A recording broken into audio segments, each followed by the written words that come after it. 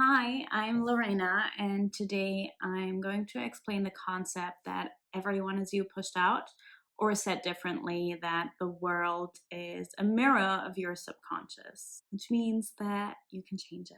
Everyone is you pushed out is a beautiful, beautiful concept. The term has been coined by the Christian mystic Neville Goddard, and it means that essentially everything you perceive in your reality is your mirror, which is essentially something that really requires you to take responsibility for your own perception and your own experience of the world. And that can be hard to do because it means that you can't blame anything outside of you for what's going on. And sometimes that's a little bit easier to do. So let me take this apart a little bit and address a few very, very common questions or things that people often get confused about when faced with this concept.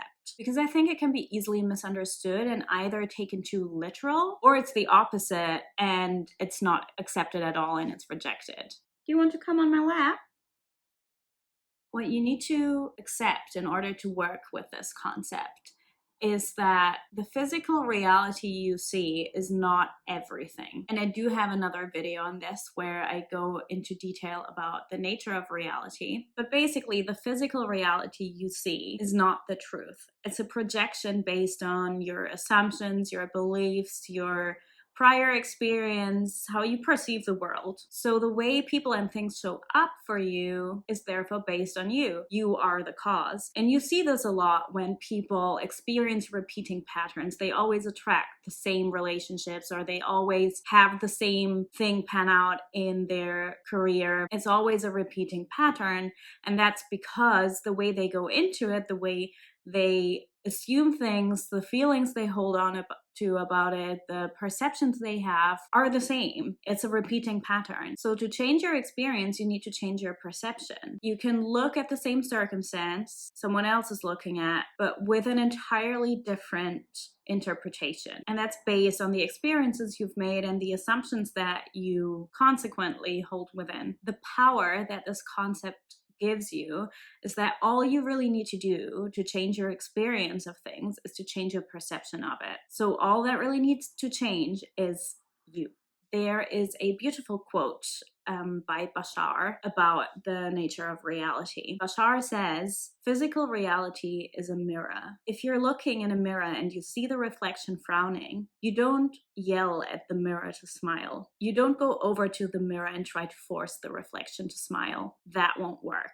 But if you smile, the mirror has no choice but to smile back." Let's talk about the principles behind the concept that everything is your mirror. Number one, physical reality is an illusion. It's a projection based on what we hold within. Number two, everything is connected. Nothing is separate from you.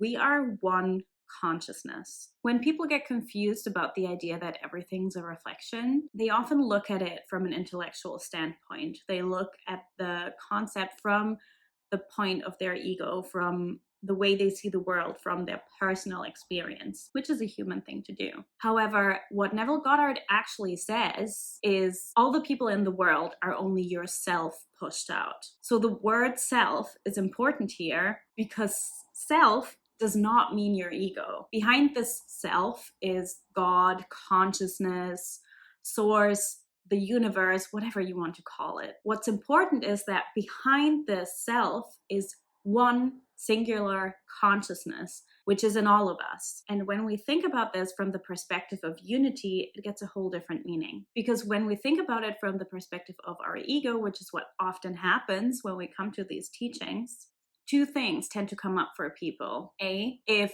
everyone is me pushed out, if everyone is my mirror, then can I influence people to my liking? This does it even mean maybe that other people aren't real, that they are just puppets that I can use to my liking? So there's this idea of control and manipulation here. Wanting to control always comes from fear. So it doesn't come from the right state in the first place. And the second thing that people ask, if they don't have the idea that other people might not be real, is, and if there are other people and they are real, then are there limitations? Is there something that I cannot manifest? I'm giving up with this cat.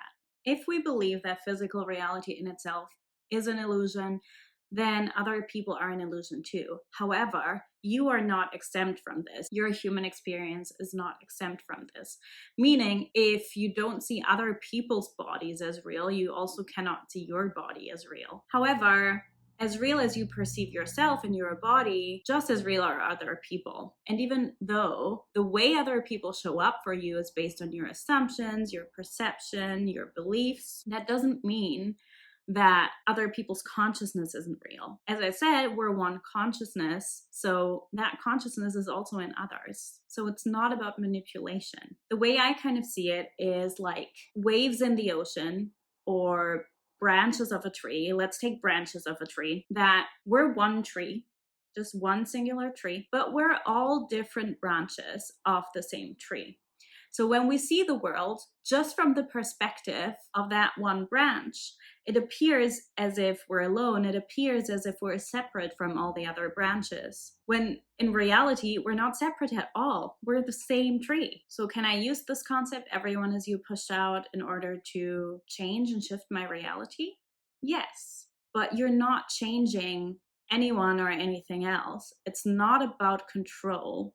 It's not about manipulation. The only thing you're changing is your own perception. Just like I think conscious creation in general is not about control. It's about surrendering to what was yours all along. What I'd also like to point out, because that's what people get caught up in as well, if they see something in their world, in their reality that they don't like, they start asking themselves, how did I manifest this? I didn't have the assumption that this would happen. I didn't have the belief that this would happen. How is this kind of person in my life? I'm not that kind of person. It's important to bear in mind that the way people and things show up for us is not always a direct reflection. It could be something very deeply rooted within us. And the need to overanalyze and make sense of every tiny thing also comes from a need to control. It also comes from a limited human perception and not from a perception of unity. And that's okay, we all have an ego, but basically you don't need to make it so complicated.